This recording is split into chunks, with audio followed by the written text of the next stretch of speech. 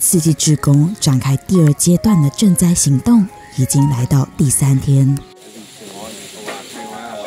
慈济志工再次拜访马哈甘达永寺庙，经过强震的破坏，建筑毁损之后，僧侣们住在用竹子临时搭建的帐篷里生活。ဖေးဥပုပ်တွေကိုနားလာတယ်။ဖေးဥပုပ်မတိုင်ရင်ရောက်ထားပြီးတော့ကိုဘက်အကြရင်စာပြန်စာကြပြန်တော့အဲ့လိုဟောပြီးအဲ့တော့ရွာမှာတော့တော်များများတော့ပြန်လာကြမှာ။ကြားရတာတချို့တော့အဲ့လိုတချို့ဘုန်းကြီးတပီးတွေတော့တချို့တပားတယ်လို့ပေါ့လေ။ထွက်တယ်လို့ကြားတယ်ပေါ့လေ။အဲ့လိုမျိုးတွေခြေနေတွေတော့ရှိတယ်။အဲ့တော့အဲ့ဒီဟာတွေကာကွယ်ကြတာပါပဲဘုန်းကြီးက။ရွာပြန်သွားတယ်။စာနဲ့ဝေးသွားတယ်။စာနဲ့ဝေးတော့စာမတင်ရင်တော့ဘုန်းကြီးဘွားမပြောတော့ဘူး။ဟိုမှာကြရွာကြတော့ငယ်ပေါင်းနေနဲ့ရှိတော့ငယ်ပေါင်းနေရတယ်။အဲ့တော့သူတို့ပြောရလူဘွားပြန်တယ်။အဲ့လိုဘဝလွဲသွားတာ။အဲ့ဒီဟာကာကွယ်ကြတာ။နေစရာမရှိတော့အဲ့ဒီပြဿနာလေးဖြစ်。这次的强震也波及到马哈甘达永寺庙收留的因为战乱而来到曼德勒的居民，慈济志工送上帐篷，希望能够安住他们的身心。ဒီရောက်တာဘယ်နှစ်ရက်ဝန်းကျင်လောက်ရှိပြီလဲမသိဘူး။တစ်ပတ်ဝန်းကျင်လောက်ရှိပြီ။ဒီလိုမဆောက်ခင်တော့အမေတို့အနေနဲ့ဘယ်လိုလေးအဆင်မပြေလေးနေရတယ်။မဆောက်ခင်ဒါလေးရာကြီးဆောက်ပြီးတော့ဒါကြီးမဆောက်ဖြစ်ခင်တုန်းကတော့ဒုက္ခဘုံတွေ့ခဲ့တာပေါ့အောက်မှာမြေကြီးမှာခင်းရရေမပြည့်စုံဒီလိုနေရာထိုင်ခင်းမပြည့်စုံမိုးရွာကြီးထဲမှာတွေ့ကြပြီးတော့မိုးရွာသွားဒီမှာဆရာတို့လိုဖွဲ့တွေကလာပြီးတော့ဒီမျိုးတွေဆောက်ပြီးတော့အဆင်ပြေသွားတယ်慈济志工来到达玛达拉瓦索寺庙关怀寺院法师。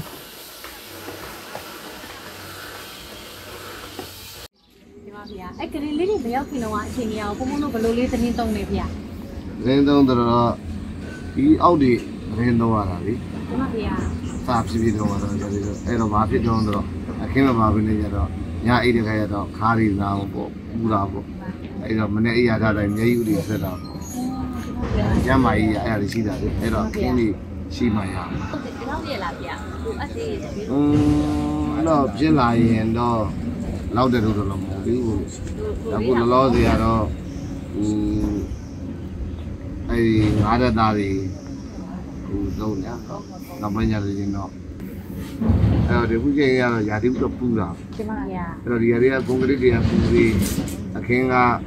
ညကြတော့အမှုတွေကကျက်အဲ့လိုတော့အဲ့ဘာဖြစ်တော့ရလုံးနေဘူးလားပေါ့ရလုံးနေမျက်စိတွေနားလာမယ်ခါးတွေကြိုက်ဗျာစီးတွေပူတယ်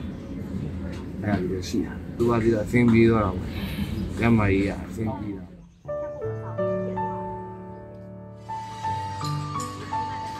志工的脚步来到乐北班甘达玛传修中心，这里是一所和学校联合运营的场所。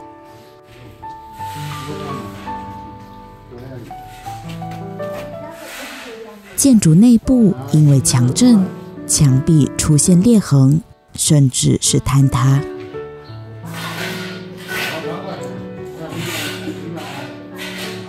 来到这里求学的学生，多数来自贫困的家庭，在地震前已经面临文具短缺的困境。灾难后，因为资金不足的问题，许多教室都由竹叶和竹子搭建起来的临时校舍。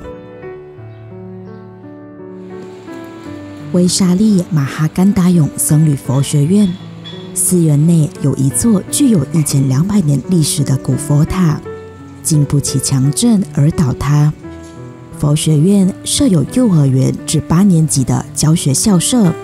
因为灾后几经损坏，校舍也面临拆除。当地震无情袭来，马哈虽达廖佛塔的卧佛也难逃劫难。昔日必有人心的佛身，如今横陈在瓦砾间，让人不舍。慈济志工再度走访马哈虽达廖佛塔，怀着关怀与敬意走进佛前，静静凝视，仔细评估损坏情况，只愿在这片伤痕中寻回一丝宁静与希望的光。တကယ်နောက်တစ်ရက်သွားပြီးမှစရင်တီးကြကောက်တဲ့အခါမျိုးမှာကြတော့နားလေလိုက်တာကပိုးပြီးနဲ့နည်းနည်းမေးတဲ့အချိန်မှာဆရာတော်ဖျားကြီးဘက်ကနေပြီးတော့မှအများကြီးရှင်းပြလာတယ်ပေါ့နော်အဲ့ဒီအချိန်မှာတိလိုက်ရတာတချို့ဒီဟိုရှေ့ခေတ်ကပျက်စီးသွားတဲ့ဇေဒီပထိုးတွေဆိုလို့ရှိရင်အများကြီးရှိတဲ့ဟာတွေတွေ့ရတယ်ပြီးတော့တကယ်ပေါ့နော်ဒီတာသနာအမွေနှစ်တွေဖြစ်တဲ့ paper bite တွေညာသွင်းတွေအများကြီးကြောင်းတယ်သိရတဲ့အခါမှာပို့ပြီးတော့မှနှမျောလဲနှမျောမိရပေါ့နော်ပြီးတော့မှဒီအရာတွေကိုဆုံးရှုံးသွားတာဖြစ်တဲ့အတွက်ကြောင့်မို့လို့ဆရာတော်ဘုရားရဲ့အနေနဲ့လည်းတကယ်ဆုံးရှုံးမှုအကြီးဖြစ်တယ်ဆိုတာသိလိုက်ရပါတော့။အဲ့တော့ကိုယ့်ဘက်ကနေဘယ်လိုအားစိတ်ဖြစ်လဲဆိုတော့အဓိကအခု